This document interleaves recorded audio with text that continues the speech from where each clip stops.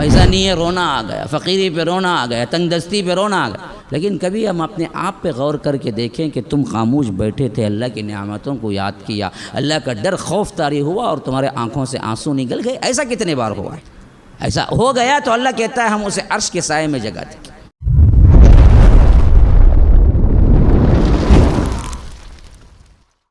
تو لہٰذا مسلمانوں اپنے گناہوں کو مٹا لو، معافیاں مانگ لو، رو رو رو گڑ گڑاؤ۔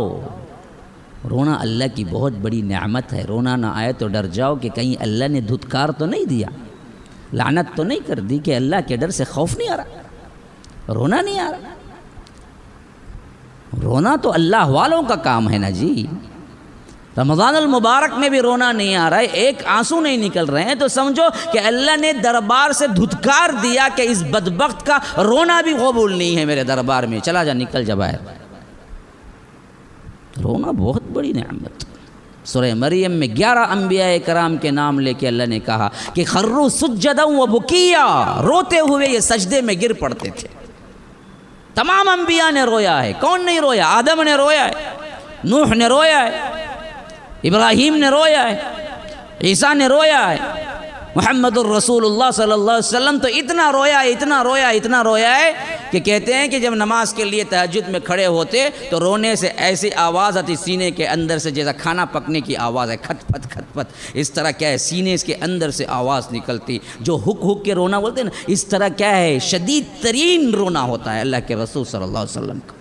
حالانکہ کیا ہے لیغفر لک اللہ ما تقدم من ذنبک وما تأخر علیہ، اگلے پچھلے سب گناہ معاف ہیں تو پھر کئی کرو نا۔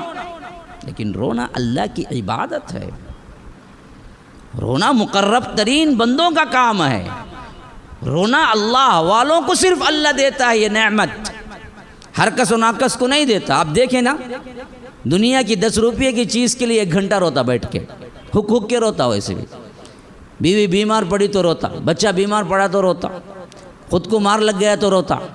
لیکن یہ بدبخت کو کبھی پوچھو اللہ کے ڈر سے بھی کبھی ایک آنسو نکلا ہے تجھے؟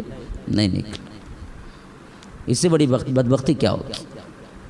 معمولی دنیا کی چیزوں کے لیے روتا، بچہ نہیں بڑا آدمی بول رہا ہوں، بچہ تو ہر کسی ناقص کو روتا، بڑا آدمی بھی آج کیا ہے دنیا کے لیے تو روتا ہے، بیوی بیمار ہے بھائی رونا آ گیا، بچہ بیمار ہے رونا آ گیا، پیسہ نہیں ہے رونا آ گیا، فقیری پہ رونا آ گیا، تنگ دستی پہ رونا آ گیا۔ لیکن کبھی ہم اپنے آپ پہ غور کر کے دیکھیں کہ تم خاموش بیٹھے تھے، اللہ کی نعمتوں کو یاد کیا، اللہ کا ڈر خوف طاری ہوا اور تمہارے آنکھوں سے آنسو نکل گئے۔ ایسا کتنے بار ہوا ہے؟ ایسا کبھی ہوا ہے؟ ہوا ہے تو اللہ کے خوش قسمت ترین بندے ہیں، اللہ کے بہت محبوب بندے ہیں، نہ ہوا ہے تو یاد رکھو اس سے بڑی بدبختی کو۔ اسی لیے فضیلت کے اعتبار سے اللہ تبارک و تعالی نے اپنے حبیب کے ذریعے ہمیں بتایا کہ اگر اس طرح کا رونے والا کوئی ہے خالص اللہ کے ڈر سے، اسے اللہ تعالی روز محشر قیامت کے دن جب کہ کوئی سایہ نہیں ہوگا عرش کے سائے میں جگہ ملے گی۔ ففاضت عیناہ، جو اللہ کے ڈر سے کیا ہے بیٹھے اکیلے میں سوچے کہ اللہ نے مجھ پہ کیا کچھ کیا، میں نے کیا کچھ اللہ کے ساتھ کیا، میں نے کتنی نافرمانیاں کی ہیں، بس یہ سوچ نہ ہو اور اس کے آنکھوں سے آنسو نکل رہے ہو۔ ایسا ہو گیا تو اللہ کہتا ہے ہم اسے عرش کے سائے میں جگہ دیں گے۔ دوسری حدیث کے الفاظ ہیں کہ اگر اللہ کے خوف سے ایک خطرہ بھی اگر نکل جائے آنکھ سے آنسو، اللہ تبارک و تعالی اس آنکھ کو جہنم کی آگ حرام کر دیتا ہے، وہ جہنم میں نہیں جا سکتا۔ جس نے اللہ کے ڈر سے رویا ہو،